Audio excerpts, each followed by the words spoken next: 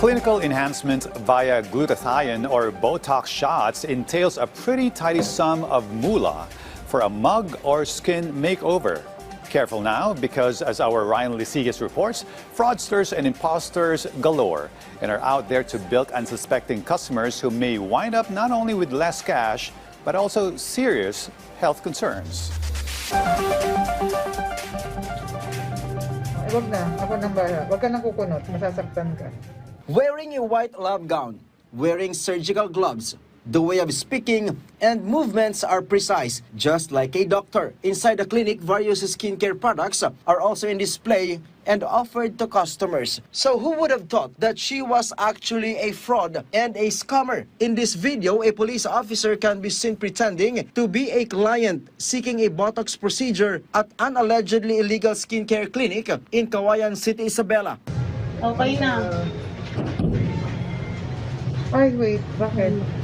Upon the signal, personnel from the PNP Criminal Investigation and Detection Group or CIDG entered the clinic. Botox po yun yung pag-i-inject na parang mawawala yung mga wrinkles. At yung isa naman ay glutathione, pampapaputi.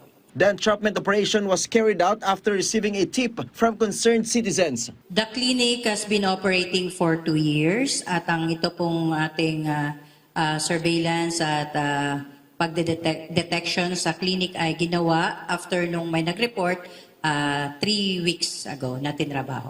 They offer glutathione or Botox injections ranging from 3,500 to 15,000 pesos per session to their clients. But instead of saying thank you Lord, one might end up cursing repeatedly. Sila ay walang mga lisensya na pwedeng magturok or mag-practice ng medicine. And then 3 weeks ago na tinrabaho. They offer glutathione or Botox injections ranging from 3,500 to 15,000 pesos per session to their clients. But instead of saying thank you Lord, one might end up cursing repeatedly. Sila ay walang mga lisensya na pwedeng magturok or mag-practice ng medicine. And then upon initial investigation also and coordination with the FDA, the clinic has no license to operate.